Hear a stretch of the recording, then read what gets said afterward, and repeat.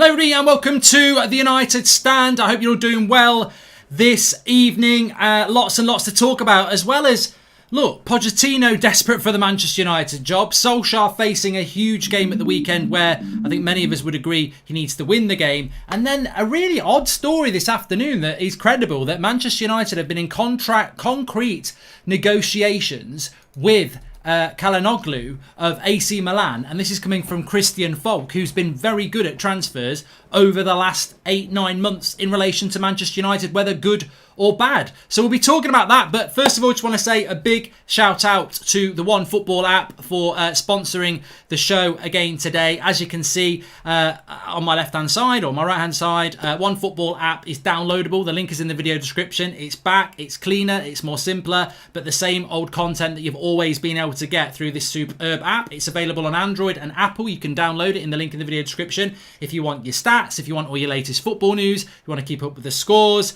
One Football is the all-encompassing app where you can get all your football information, especially with the weekends coming up. Friday night football tonight as well, Premier League football all weekend, Championship, or you can just follow Manchester United and get all your Manchester United news on there as well. The United Stand website articles are on there as well. So superb app, link in the video description for that, and do give it a download. Yeah, just want to say as well, before we get into anything, I know it was mentioned in the show this afternoon that we did with Robbie from AFTV. Check that out, actually. I mean, look, we had such a laugh taking the mickey out of Arsenal, and Robbie really came into that video just like, oh, I'm not really feeling it about Arsenal and United yet. And he came out of it. It was like a maggot on a fishing line. We just dropped him in, and no, he was like the fish going for the maggot, actually, because he was hooked. And he was reeled in by the end of the show. So it's well worth watching if you didn't see it this afternoon.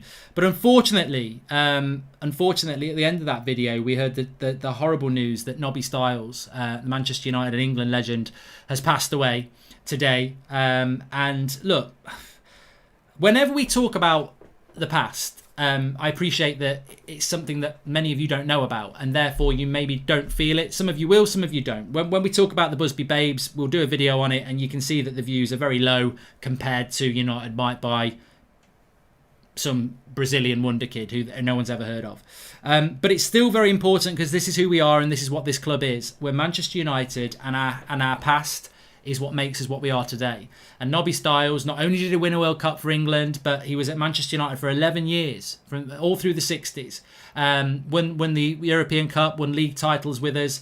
And look, I'm not going to pretend I know much about how he used to play, but speaking to my granddad, who obviously did used to watch them play, and then the United teams of the late 50s and 60s and 70s, Nobby Stiles was a bit like, well, he's probably what this midfield sort of needs now. You know, a tenacious terrier. Somebody would just go out there and not leave anything behind. You know, the Roy Keane, you know, the Brian Robson, the aggression and the fight to win. I'm not saying he was like them as a player, but that midfield can play in defence as well. And look, Nobby Stiles, everyone knows who he is. And for many a day, he would be there on a match day. But obviously, I think in recent years, his illness started to fail. And now he is at peace. And it is very, very, very sad. But we remember Nobby Stiles tonight. And I'm sure the club will be doing things over the weekend. So rest in peace, Nobby, up there with Samat and all our other legends who are no longer with us. Moving on though, because that is what life does. Let's move on to some news tonight, which is breaking news that actually doesn't feel like it's something that we should be talking about with the transfer window closed. But I come to it because it comes from Christian Falk. Now, Christian Falk's been on the United Stand a few times, and also obviously very, very works with Sport Bild in Germany. And basically come out and said that Manchester United are in concrete negotiations to buy Hakan Calhanoglu from AC Milan on a free transfer next summer. Now, it's I know who I'm sure many of us know who Hakan Calhanoglu is. And I'm quite impressed that I might be getting his name right. And Gustav says Falk is tier 4. Mate, you're an idiot, because Christian Falk is not tier 4. Christian Falk is the person that said Haaland's going to Dortmund when we thought we were going to get him. Christian Falk is the person who said Bellingham's going to Dortmund when we thought we were going to get him. He was right about Havertz. He's been right about quite a lot of things. And to be fair, he was right about Sancho all the way through as well. So I wouldn't be so disrespectful in your tiers, because you're going to be the one in tiers, mate. Was only 5'6" and was unbelievable, amazing player, says Daniel Luciano, talking about our man Nobby. But in relation to Calhanoglu, I mean, what I would say is it's a bit of a weird story. It is definitely a bit of a weird story in the sense that I do not think that I didn't think Man United would be looking for somebody who is, look, he's 26 years of age. He's an attacking midfielder. He's not really set the world on fire. When he was playing in Germany, he was well touted. I remember talking about him 3.5 years ago on a transfer show. He's got a brilliant free kick on him, and he almost hits a free kick a little bit like Ronaldo with the way that sort of technique. Very good with a dead ball situation, but I'd be very surprised if Manchester United were looking at him. But he is available on a free transfer. But we've got a lot of players who play those sort of positions. And look, I've got to be honest with you. If Manchester United did go and get him, he does sort of model himself being Turkish on Mesut Ozil. I mean, he said that himself, which might not be a good sign, but. It's just a very interesting story tonight. It's not actually what I want to talk about. I want to talk about Solskjaer and this Pochettino story a little bit as well and take some of your questions. But it is an interesting story. And look, he is available for free. There was talk that he was going to go to Juventus in the summer, but Manchester United might have been... Falk says that Man United had been negotiating as much as last summer.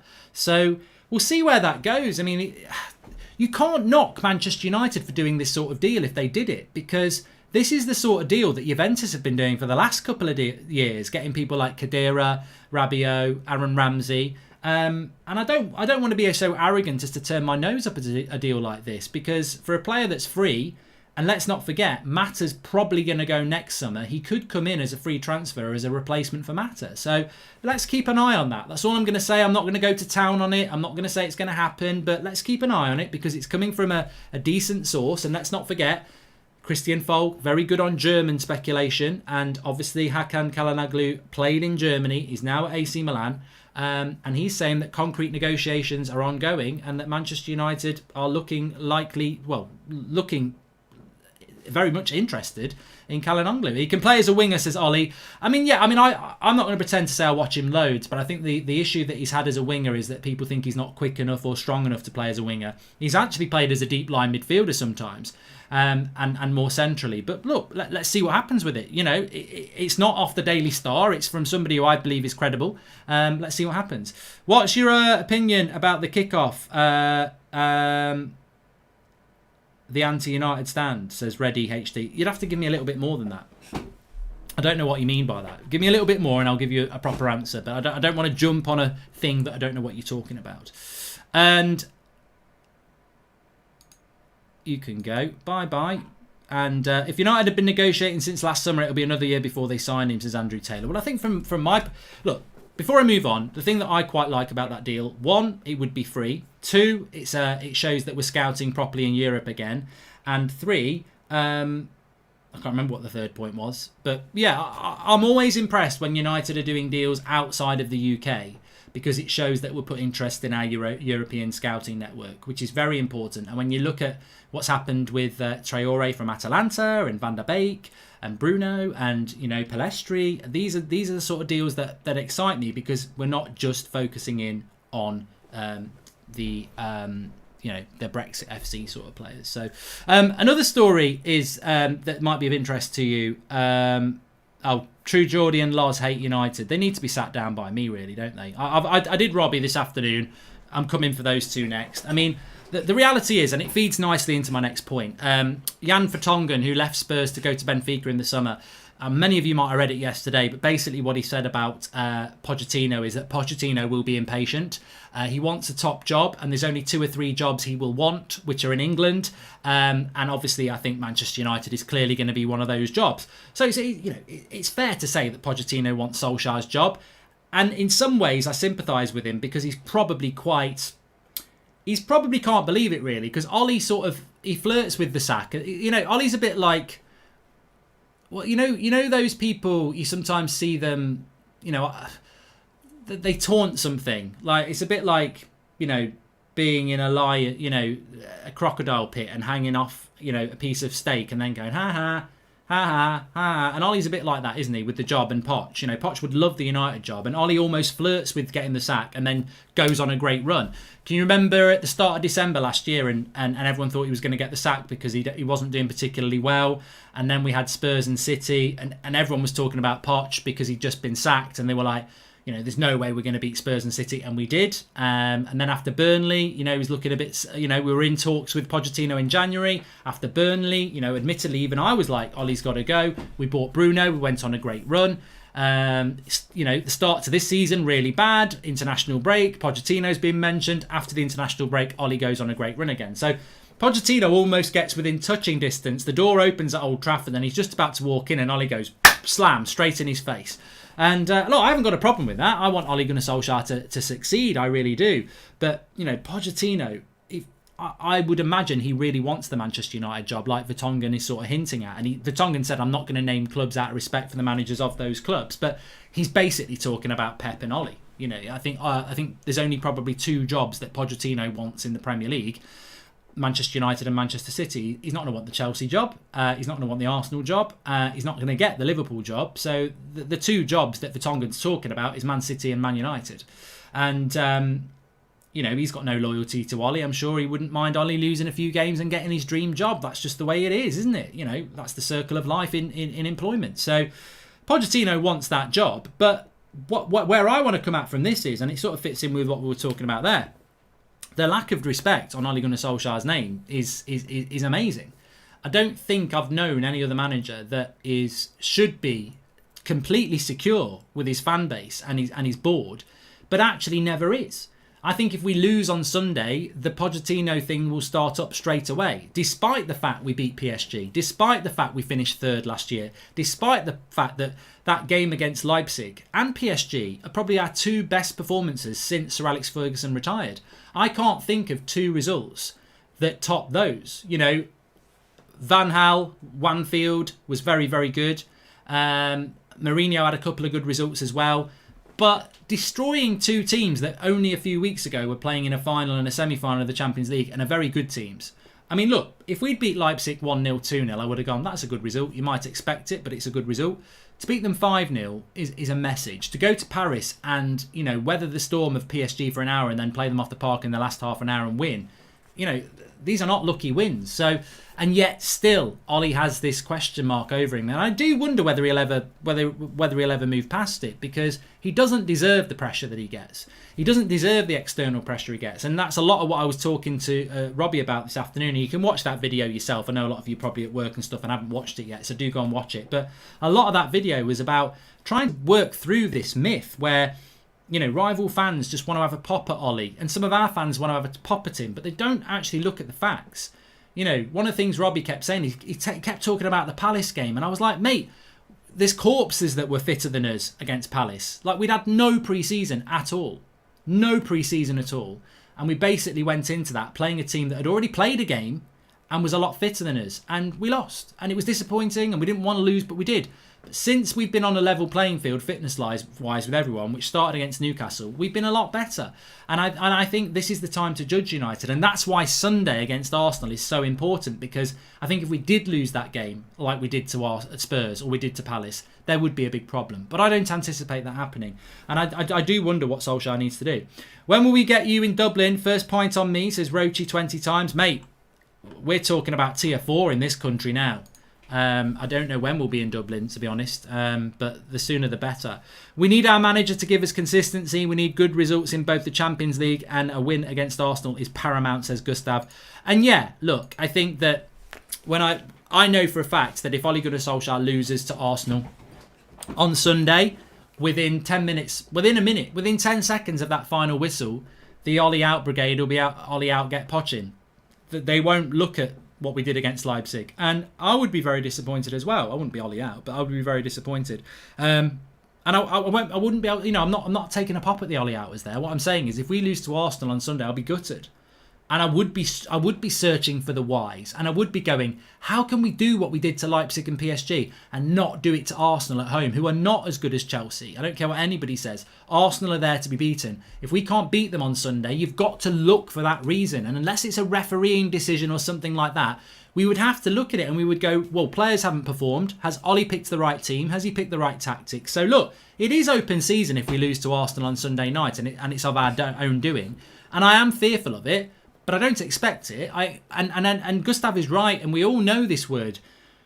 We're not, at this moment in time, the transfer window's shut. But even if it was open, from what I've seen over the last 2 weeks, I wouldn't be like, right, get Sancho, the transfer window's open. The one signing I want, we can sign him on Sunday. His name or her name is consistency. And we don't need to spend millions on that. We can deliver that on Sunday. And that's what we need. We really do need it. If we can beat Arsenal on Sunday, I think that could be the tipping point, because there's a lot of pressure on the results. We've had a good couple of results. We've had a good, Chelsea wasn't so good. But if we can beat Arsenal on Sunday, it's 3 big points in the Premier League. I'm scared of a draw and I'm scared of a loss. I don't think either of them are good enough. But we've got to go and win. And Ollie's got to go into that game with that mentality. And I think, as I said, anything could happen in that game. There could be a mistimed tackle that gets somebody a red card. There could be a dodgy penalty. We could hit the post 5 times. Leno could have a worldie and they could nick it. And in those circumstances, yeah, we're going to moan. Of course we're going to moan. But after, the next day we're going to go, bloody hell, we were unlucky there. What we can't do is go into that game, play like we did against Chelsea, keep it safe. And then when it's a 0-0 draw, go, Ollie at full times like that to Arteta. One of those games. No, we can't have one of those game smiles at the end of this game. We've got to go to win it. And that's where you'll get your respect. And that's where you hopefully start to get your consistency. Because if United go into every game like they did against Leipzig, then they will win more games than they're going to drop points in. Do you think Hakan is more of a Lingard replacement than Mata? Is Ollie still a run manager or is he stabilised? His tactical side in the Champions League makes him stable, says Shrinvan. Welcome to the Members Club, Kakaki. Thank you very much for that. You can do that by clicking the join button. And Nick P says, can we all agree we should really beat Arsenal this weekend? It's not arrogance. The Leipzig result was a huge turning point. Rashford made Upamecano look like Titus Bramble. Our time is now. And I like that, Nick. I think I'm not always for, as a fan base, putting pressure on the players and the team because you can sink under that pressure. And I think this team, Manchester United, I'm not talking about Ollie or certain players, Manchester United over the last 7 years has consistently, unfortunately, had a good couple of results and then bottled it. I think about that Man City game a lot with Mourinho when we're 2-0 down. And in the second half, we win 3-2 and you think this is amazing. And then you go the following week, we lose to West Brom, who got relegated a couple of weeks later at Old Trafford in front of 75,000. And it's that inconsistency that we just can't shake. And Ole Gunnar Solskjaer is a manager that does go on runs. But actually, you know what? That Chelsea result last week could be quite good. Because what you'd expect from United is a bad run, a good run, a bad run, a good run. And a good run would have been beat PSG, beat Chelsea, beat Leipzig, beat Arsenal, draw to the Turkish side and lose to Everton and then have a bad run again. The fact that we beat PSG, drew with Chelsea, beat Leipzig, it shows that actually the Chelsea result wasn't a good result. So maybe we're not going to go on a run. Maybe we're going to go on a more consistent run where we win, win, draw, win, win, and stop losing games. So I hope that can happen. But yeah, fortune favours the brave. We've got to win on Sunday. And look, I am being a bit arrogant about it, but I don't want to see a situation where we don't dominate Arsenal on Sunday. We've got a better midfield than them. We've got a better defence than them, definitely. And we've got a better attack than them. Even with Martial not there, we've got a better attack than them.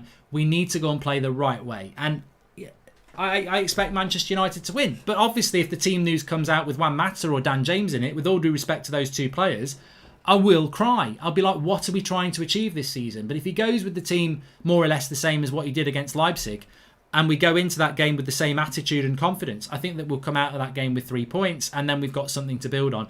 And, beyond that, you've got a trip to Turkey and Everton, which won't be easy. Everton won't be easy, but to beat Arsenal puts us into the race. And this is going to sound really silly, but I think that if United can, and I've said it before, if United can beat Arsenal, which we can, and we can beat Everton, which we can, those 6 points will put us into a very interesting situation when we come back after that international break. And that's what we should be craving to do.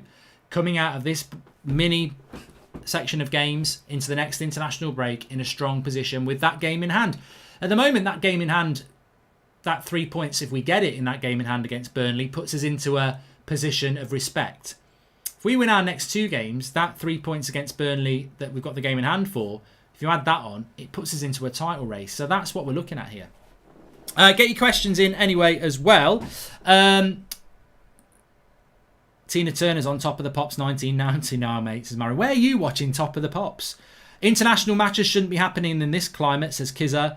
And best player says, rest in peace, Nobby Stiles, England World Cup winner. Yeah, we spoke about that at the start, and it's just very, very sad news. I mean, I don't think it's massively surprising. He's been ill for a few years now, but it's very sad to lose a United legend. Exactly, a United legend, and an England legend as well. Dello scored and got a goal to his name, says Narish. Not bothered. And Mark, what about Fred, Donny, Pogba, Bruno, Diamond? It won't happen, Amber. I think it could happen, but I don't think it will. I hate the Ollie agenda, says Reddy HD. And we need Upper Meccano, says B. Snide and Huzzam. What worries me is the ref on Sunday is Mike Dean, says Adios. Well, I mean, look, referees are referees. Manchester United get a lot of penalties because we are good around the box. That's what we are. And but Mike Dean is that referee that remember that clip when Spurs scored a goal and he went and ran off like that. So, maybe he's a Spurs fan. Of course he's not. Ivan says Mike Dean hates Arsenal. It's always dangerous when you think a manager favours another team because they don't actually. We get it into our head, but we don't. But he does like a penalty, Abdul Akhtar, you're right. How's the bake-off going, Mark? Says Karan. Yeah, if you didn't watch, if you didn't see Going with Goldbridge Halloween Special, Cooking with Goldbridge, Goldbridge Cooks Halloween, just type it into YouTube, you'll see it. I'll put it on the community page as well. Thoroughly enjoyed it today, really, really good, and I think that I think you'll enjoy it if you've never watched it before. That channel's nearly at 100,000 subscribers as well. It's amazing, so I'm really enjoying doing that. Beak off, says David Orange. But chuck me some of your questions anyway. Samuel says it worries me we don't have Martial to hold up the ball, and he plays a crucial role on Wednesday. You know what, Samuel? That's a cracking point. I think that. Well, I know that Marcus Rashford is in the groove. I spoke about this before. Wan-Bissaka, David De Gea, Fred, Bruno and Rashford are our 5 in-form players at the moment. But I do wish Martial was fit because Cavani's not fit. I wish Martial was available. He's suspended. And you know what? Costume made it for me. 10 out of 10, says Daniel Luciano. Thank you. I nearly wore it for the show tonight, but I thought it's too far. Maybe tomorrow night. But it still really riles me. I mean, talk about refereeing for a second. It still really riles me that Martial had to do a 3-match ban. I mean, I thought the sending off was an injustice, but then to have a 3-match... I mean, he's basically missed over 3.5 games for United because he was sent off halfway through the first half. So we missed him for most of the Spurs game and then 3 Premier League games. I think it's a massive injustice. And I think the Premier League are a joke. And I've said this many times. I think their disciplinary is a joke. Digne will play against us. Now, I think that Digne didn't tread on his ankle on purpose, but many people said that he did. And yet that 3-match ban has now been rescinded. But Anthony Martial, who's already been punished enough by being sent off against Spurs when he shouldn't have been, then has to miss 3 Premier League games for tapping someone on a chin who then dived like he'd been knocked out by Mike Tyson and had actually hit Martial in the face. Well, what happened to Lamela? Nothing. He stayed on the pitch. He was a big part of why Spurs scored, and he then has played every single game since. But Martial, who reacts to the assault from Lamela on him, and then Lamela cheats to get him sent off, Martial gets a 3.5 match ban, and Lamela gets nothing. How is that right? You know, my daughter plays football. I'm sure many of your friends, I'm sure many of you play football. If they see that, what message does that send out? You can cheat and prosper. And that's exactly what the Premier League have allowed to do. So, I'm all right, I'm getting on my high horse here. But I still think it's a bloody disgrace that Martial's had to miss all these games. I think the Premier League's a bloody joke, to be honest. But it is what it is.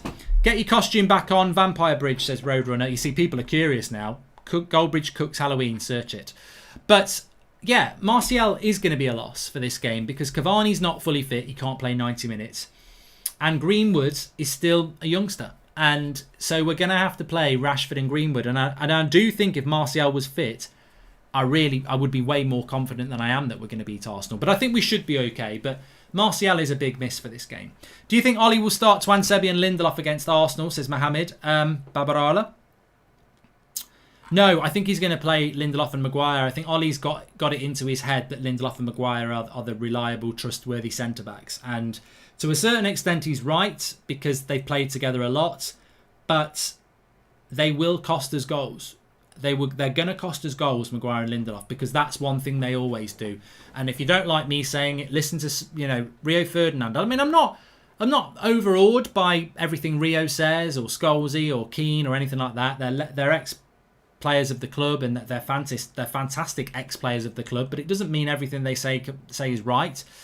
But when Rio Ferdinand, who is one of England's best ever centre-backs and one of Manchester United's best ever centre-backs, comes out and says that Lindelof and Maguire scare the life out of him, then you pretty much know that they're not good enough. And I think Maguire and Lindelof have done okay in the last few games because they've been protected. They've been shielded by Fred and McTominay in a lot of those games. But they will cost us goals. And because they've cost us a lot of goals over the last year. And they could cost us a result on Sunday. So the danger of Maguire and Lindelof is, look, they might keep a clean sheet. They might play really well at the weekend. They've done that in the past as well. But they're never going to win us a title because they will make mistakes. And they could do it at the weekend. The future for me is Lindelof on Twansebi or Maguire and Twansebi. And the sooner he starts doing that, the better for us. Because we need to see that. We do. We need to see a quick centre-back. And as I said this afternoon, what are we waiting to give Twansebi a chance for? Oh, it's against Aubameyang and Lacazette. I'm sorry, they ain't even a Poundland version of Neymar and Mbappe. They're a bloody dustbin pit. They're a dustbin version. So, Twansebi should start. Traore's not starting again. What is happening, says Daniel Luciano. I think he must be talking about Wolves. I don't know what's going on with Adama Traore. I don't know what's going on with him and Wolves. It's really weird. The ref in the Leipzig game was great. Let's kidnap Harry. Don't want him at the back, says Reddy HD. You know what? If I'm being absolutely honest, and what would you go with if you were choosing your centre back pairing? Would you go Lindelof and Twansebi, or would you go Maguire and Twansebi? Because I would go Jones and Twansebi. No, I wouldn't. I would go Maguire and Twansebi because I'm looking at synergy. I'm looking at a partnership. And whilst I think Lindelof's been better than Maguire over the last few weeks, Maguire is brilliant in the air. And that really does help us defensively and attacking wise. And then Twansebi is fast and powerful. And they're both pretty good on the ball. So I think Maguire playing well with Twansebi would form a very good partnership that complements each other. Whereas Lindelof and Twansebi I think would do well, but you wouldn't have any aerial dominance. So I do think that Maguire and Twansebi is the way forward. That I would like to see that. But a lot of you are saying Lindelof and Twansebi, and I'm not... I understand that. I do understand that. Tamid says it. Devils58 says it. And Perry P says he'd play Shaw and Mata. Imagine Luke Shaw and Juan Mata as our centre-backs. Yeah, that would... 2 left-footers. Yeah, be good. Twansebi and Mengi, says George Kyle. One day, mate. That's the dream. But we're not quite there yet. Bailly and Twansebi, says Jonathan. Well, Twansebi's going to have to do defending. The last thing he wants to be doing is pushing Bailly around in his pushchair. I mean, he's injured is what I meant. Maguire and Twan minus price tag, Lindelof and Twan, says Daniel Luciano. Good questions, keep them coming in. John Jardine says, I'm United through and through, but my God, Mark, slightly harsh on Auba. But what I'm saying is, Aubameyang's out of form, Lacazette's very hit and miss. Twansebi can definitely play against those two if he can play against Mbappe and Neymar. That's what I meant. And I do like Aubameyang, and I wouldn't read anything into the fact that Aubameyang isn't scoring goals at the moment. I wouldn't read anything into that. I think that if you give him a chance, he'll take the chance. And but look, the good thing about Aubameyang is that he's playing up against one. He plays on the side where Wan-Bissaka is, so I think that is a positive. And again, that's another reason why I would play Twansebi. So yeah. Thoughts on Upamecano after what Rashford did to him, says Albuquerque. Good question. Keep the questions coming in. I like doing this on a Friday night. I like Upamecano. I said it before the game, actually. I don't get everything right, but I did say it before the game. If Upamecano has a worldie against United, let's not go mad about buying him. And if he plays badly, let's not go bad about he's not good enough. If you know Upamecano's a good player, then you'll still want to sign him. And I still want to sign him. I thought for that game he played well for an hour, and then Leipzig tried to get back in the game and left themselves very open.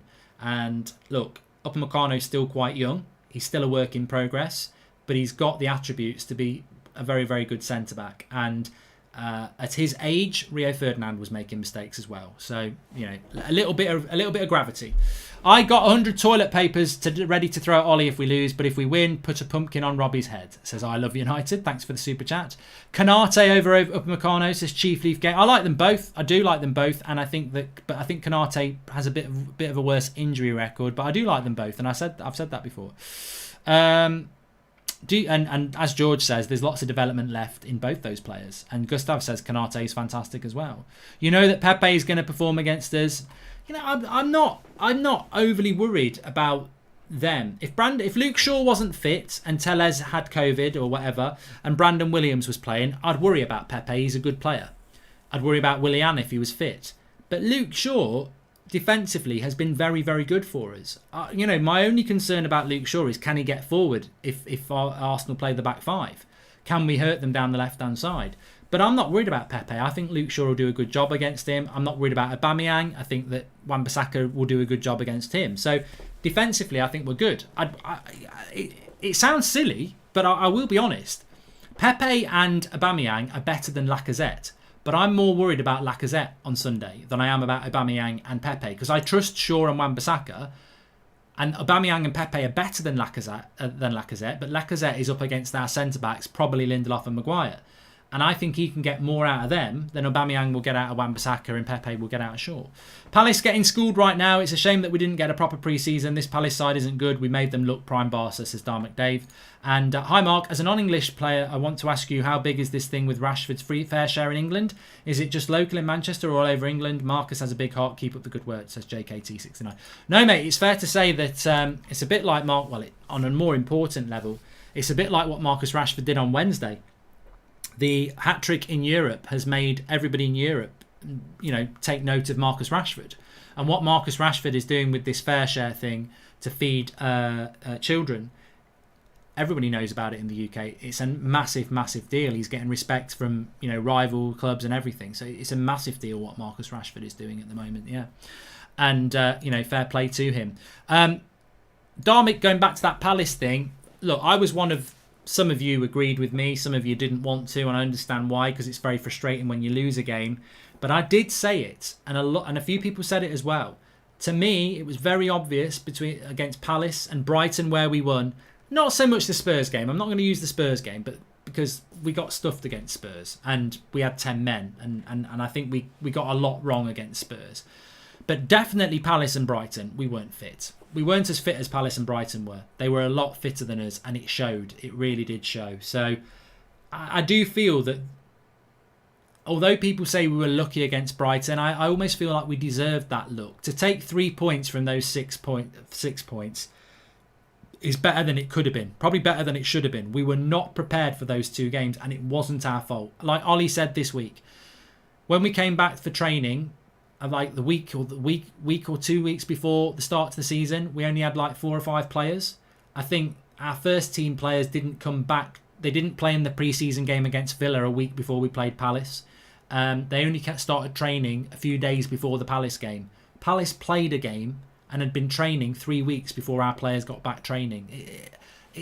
We don't need to moan about it. We don't even need to argue about it. But to me, that Palace game was... And Man City dropped points as well in their first 3, remember. I think United and City have been really hard done by the fact that we got into the latter stages of the Champions League and the Europa League, and it deprived us of a pre-season that everybody else got. It would be very interesting if I mean, look, this won't happen, but imagine United missed out on the title by 3 points. I would look back at that Palace game and say we were robbed of those 3 points because we were put in a situation where we couldn't win. Do you know if Chong gets any playtime in Bremen, says Per Eric Klassen? I don't think he is. I've not kept an eye on that. I don't know. If anybody knows, let us know. Welcome to the members club, Tony United 20. Really appreciate that. If you want to become a member, click the join button. You get a little badge next to your name. And thank you very much for that. Supporting the channel. As soon as lockdown is over, we will be out and about around the world, meeting up with you, and they will be free. So yeah, you can do that. Man City are going to sign Filip Stefanovic from Partizan for a total fee of 8 million. That's really interesting because I remember that in the summer, and couple of people got a really bad stick. I think Andy Mitten was one, and Phil Brown at Malakian's got stick as well, because they said United aren't signing that lad, Filip Stepanovic. But it was Romano who said we were, and now he's saying he's going to City. So, Mark, I missed the start of the show. Don't know much about Çalhanoğlu. Is he good? A replacement for Pogba maybe, says Havish Kumar Shariki. I'd be really disappointed if Çalhanoğlu was a replacement for Paul Pogba, by the way. I think that he's an interesting player. He's a bit of a risk. 26, brilliant shot on him. Great set-piece delivery. But I would say he makes more sense. I mean, look, Jesse Lingard could leave for free in the summer. If Lingard goes and Çalhanoğlu comes in, it's a better deal for United. So if Mata goes and Çalhanoğlu comes in, it's a better deal for United. And maybe that's what we're looking at there.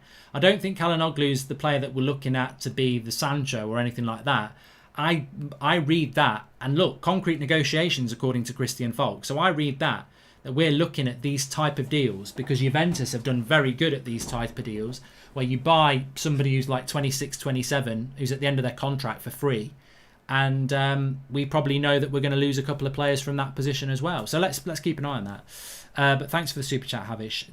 What do you think of Deleu's future if we play the diamond and we need width on the flanks as backup for Wan-Bissaka? Would you have him back, says Steve Locke? I mean, I think that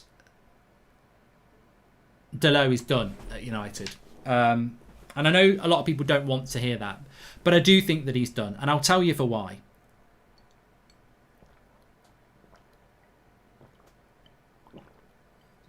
That's water. But I'll tell you for why. I'm very dehydrated tonight, and I don't know why. I think he's done because I don't think Ollie... I think you can read a manager. And you should always read a manager over your personal feelings. And I know a lot of us feel that Deleu should have been given a chance. And I think Deleu should have been given a chance at left back when we were short, because he used to play there. And he definitely should have been given a chance at right back. But what have we seen? We've seen Brandon Williams, we've seen Fosu Mensah at left back and right back ahead of Deleu when Deleu was fit. So what I think about Deleu and what you think about Deleu is obviously irrelevant because we're not the manager of United. And from the evidence I've seen, Ollie doesn't rate Deleu and wants to sell Deleu. And definitely wanted to sell him in the summer. The only reason they didn't sell him in the summer is because nobody would buy him. Now, Milan... they do want to buy Deleu. And I think if they come up with the money, United will sell him. So, however he does on loan, I don't think that is going to be a precursor for him coming back. Garner at Watford and Chong at Werder Bremen, if they do well on loan, this is a positive for United because I think they're potentially part of Ollie's plans. Deleu doing well at Milan, I don't think it's going to change what Ollie's decision is. I think Ollie wanted rid of Deleu and never fancied Deleu, and he will leave United. Now, whether that's right or wrong, I'm just reading the evidence of the manager. And, he had opportunities to play Deleu, and he decided to put people like Fosu Mensah at left back or right back. So I don't think he rates Deleu. I really don't.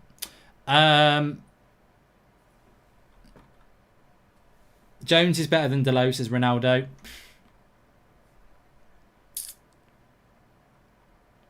Danny Drinkbridge. I really like Deleu, says Ricardo Fidalgo, but I can't see him being given a chance. He's done at United. And I think, in a very blunt statement, I think you're right. It's said in training Deleu is moody, says Lucas. I don't know. I don't know the reasons behind it. I don't. And any news on Dean Henderson, says Naresh. I mean, look, it's a perfect show to talk about Dean Henderson, isn't it? I was very firm, and I'd be interested to see what some of you think on this. I was very firm that I didn't want Henderson to stay at United. I wanted him to be loaned out. I even thought that selling him with a buyback option might not be a bad idea because I foresaw what was coming. You can only play one goalkeeper. And let's imagine David Gea had made a really bad mistake against Spurs. He let 6 goals in, but none of them were his fault, to be fair. Let's imagine David De Gea made a big mistake against Spurs. And let's imagine that Gareth Southgate was a decent England manager, because why he picks Pickford, I don't know. So after the international break, Henderson's played a couple of games for England because he's England's number one. He comes back. De Gea's made a mistake for Man United before the international break. We play Newcastle. Dean Henderson's in goal. He gets his opportunity. David De Gea's on the bench. Then Dean Henderson does well for a couple of games, but then against Chelsea, there's a clanger and he costs us the game. And then David De Gea comes back in. And then 3 weeks later, De Gea makes a mistake and Henderson's coming in. This was always my fear about the De Gea-Henderson thing. Because De Gea's on 350k a week and he's a very good goalkeeper. Dean Henderson's on 140k a week and he's a very good goalkeeper. We have got 2 of the top 5 best paid goalkeepers in the league at our club. Dean Henderson at the moment may as well be sat there doing his Christmas shopping because he ain't getting near this team. There's no Carabao Cup games. So there's no Carabao Cup game until just before Christmas we play Everton. So for the next 2 months, Dean Henderson is only going to get a game if Ollie decides to do something really odd, which he shouldn't do, which is, we're playing West Brom at home, let's give Dino a game. Well, we should never be doing that. It's a sympathy vote. And if I was Henderson, I'd be like, well, you're only playing me because you feel you need to play me. But even if I play well, the next big game, David De Gea's back in. So it was a very odd decision, the Henderson thing, and I think Henderson's the loser. I think Henderson came in, and Henderson was one of the best goalkeepers in the Premier League last year. Henderson came in this summer, full of the right talk, I'm going to fight with David for a spot, and he's just not been able to dislodge De Gea, because De Gea's the winner. Like, De Gea's on his toes, and it's made him better, but Dean Henderson's the loser. Because it's not like you have 2 centre-backs, 2 forwards, or, you can sub on a midfielder for another midfielder with half an hour to go. Your keeper's your keeper. The hint's in the name. Keeper. They're a keeper. And Henderson, reserve goalkeeper is the worst thing.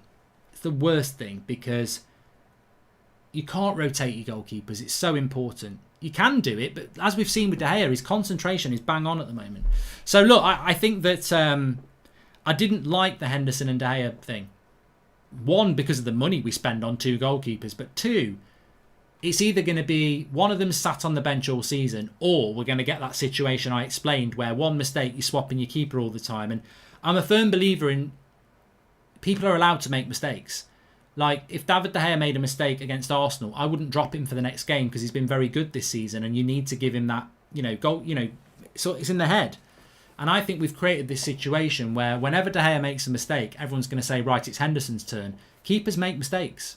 One of the big things about keepers is that, you stick by them. And I think we've created a weird situation with Henderson. We should have loaned him out. Genuine doubt. Arteta plays 5 at the back and counters to win. I'm not dissing the tactics, just facts. United play better than them, but Ollie gets stick from your British pundits. Is it just bias, as Aditya? Look, Arsenal are going to hit us on the break at the weekend. We know that. And they're going to play a back 5. Ollie's got 2 choices. He can do what he did against Chelsea and play defensive as well, and we'll see a very tight, boring game. Or he can try and attack and be brave. And I think if we're brave, we'll win. I think Ollie's in charge of his destiny on Sunday. If he goes defensive against Arsenal and it's another draw, he will have to face the consequences of what happened against Chelsea. And if he goes into this game and tries to win it, I think we will win it. I think we will. What we might see is he might play a certain way for an hour and then try and win it. But against Chelsea, that didn't work. We didn't have enough time. And Chelsea just sat deeper in the last half an hour. So he's got to go for it. Lil Red says, no Scott versus Arsenal, please. I think that McTominay might play, but I would hope it's Matic and it's the diamond. I think that's the best way to go. Why did you say Ollie doesn't want Pogba in his team in the show with Robbie this morning? Says Nahum. No, I didn't say that. Robbie was trying to stir up trouble. Basically, well, watch the video to get the full story. But basically, Robbie said that Man United should be winning challenge well, look, I'll ask you. Robbie was saying from AFTV that Manchester United should be winning the title with the league, with the players that they've got, and that Ollie's underachieving. And what I said, and we've said it many a time over the last few months and years, I've said this loads. If Klopp was in charge of this United side, he wouldn't win the league. If Pep was in charge, he wouldn't win the league. Because these players, in my opinion, have let down lots of managers and are not consistent enough. This set of players have not proved themselves to be title winners. It doesn't matter who your manager is. This set of players can't win a title. This season, they might be able to do something amazingly, ridiculously, miraculously if this Premier League season keeps being as odd as it is. But in a normal season, you'll get a Man City or a Liverpool or a Chelsea who are very consistent, and this United side can't be that consistent. It doesn't mean we can't win the league this year. I think the only way we could win the league this year is if this league continues to be very inconsistent. And what he said is, well, what players are you talking about? And I said, well, Paul Pogba's not consistent. Marcus Rashford's not consistent. Anthony Martial's not consistent. And then Robbie said, oh, so you want to sell Pogba, Rashford and Martial, which obviously you lot know I don't want to sell those. But what I'm trying to do is justify why Ollie's doing a good job and why United are not a title-winning side yet. Because we need 3 or 4 better players than what we've got. We need a really good centre-back. We need a really good CDM. We need a really good right winger for a start. And we probably need a really good striker because Cavani's only going to give us a year and a half. So it's not that I don't think Pogba's good enough. I just don't think that we are consistent enough. And I think certain players have been inconsistent over the last 2-3 years. And Pogba is one of those. He has been inconsistent. But I think Rashford and Martial have been inconsistent. And I think there's justifiable reasons. Inconsistency isn't always on the player. I mean, Martial and Rashford have been inconsistent because, to be honest with you, Mourinho sort of set them back 2 years in the way he used them. So we have been inconsistent, but I think over the last 8 months, Bruno Fernandes has changed a lot in that club because he's the right character and he's the right profile and he's bringing the consistency out of Martial and Rashford and hopefully Pogba as well. So there. Cavani is short-term striker for us, says Ronaldo. Indy reckons Cavani's got a good 3 years under his belt. I don't know. He's 33 and a half, mate. I can't see him playing at 36 and a half at the Premier League. Robbie said we've got to challenge. Look, I don't know what Robbie's on about, really. Since when have United become title contenders? We had a crap summer. They had a better summer than us. They had a better summer than us last year. A year ago, I was being told by Robbie and them lot that they'd won the transfer window and they were definitely going to finish above us. They didn't. A year later, well, we're still a work in progress. But a year ago, you weren't a work in progress. You were going to finish in the top 4. You're going to finish above us. But a year later, you're not. So, you know, Arsenal fans will always try and find a way out. But look, their way out is on Sunday. If you come to Old Trafford and beat us on Sunday, you'll take the plaudits. If we beat you, we'll take the plaudits. And I think we're going to win. We need to win. Ross II says we should be challenging. Do you people, my people, your people, our people, do you think that Manchester United should be challenging for the title? I don't. And I think anybody who says we do, where were you when the transfer window shut? Like, I remember that day the transfer window shut and we didn't get Sancho and we didn't get a centre-back. And everybody was saying we would be lucky to get top 4. So how have we gone from 3 weeks ago saying we'd be lucky to get top 4 after a crap transfer window to we should be challenging? The only thing that's changed your mind to say that we should be challenging is Ollie. Ollie getting brilliant performances out of a squad that we didn't think was good enough for top 4 against very good sides. And also a very inconsistent Premier League. We would not say we should be challenging if Liverpool and Man City were normal. If Liverpool and Man City normally would have 18 points at this point, at least, we've got 7. We'd already be 11 points off them. It's only because the league is all over the place and Ollie's done fantastically well in those European ties that people are saying we should be challenging. We shouldn't be challenging. You've got to get real. You can't flip-flop like that. And if you are saying we should be challenging, you are only saying it because Ollie's done really well in the last few weeks. So he's a victim of his own success, really, because I know what everybody said when that transfer window shut down and they were like, we've got no chance. We've got no chance. We're not, and for me, we're not a title-winning side. We're not. For many well, tell us, why are we not a title-winning side? We're not a title-winning side because Maguire and Lindelof are not title-winning centre-backs. I'm still not happy with the CDM position over a full season. We haven't got a right winger, which we don't need if we play a diamond, but I still think it would be nice to have a winger. And also, I think there's still question marks about the midfield area as well. But I'm not saying we can't win a title, but I don't think that we're ready to win a title yet. And I think it's silly to start putting that. I mean, it's Ollie being a victim of his success. I mean, why are we talking about titles? I don't even know where that's come from. I really don't. We just got to focus on game to game, and it starts with Arsenal on Sunday. Anyway, look, the chart show's back tomorrow morning. Make sure you tune in for that at 10 o'clock. It's in the bag. I'm not giving you any spoilers away, but the chart show is done and will be out at 10 o'clock. We've got a combined 11 tomorrow with the AFTV boys. That's coming out tomorrow afternoon. I'll be back at 8 o'clock tomorrow night as well. And if you want a bit of fun, check out Goldbridge Cooks Halloween. I'm going to drop it on the community page now, the link, but you can go and search it yourself. Goldbridge in a vampire outfit, cooking some food. It's well worth a watch. Thanks everyone for watching. A big shout out to OneFootball, of course, for sponsoring the show for us today. Please do give it a download and support the channel. Fantastic app where you can get all your sports news, all your football news. You can follow Manchester United, you can get all your stats, you can keep up to date with all the Premier League scores, all the worldwide scores as well. Every bit of information you would want is on there. Download the OneFootball app, link in the video description. It's free, it's on Apple and Android. Give it a go, and thank you very much for everybody who does. I'll check it out. I'll speak to you soon.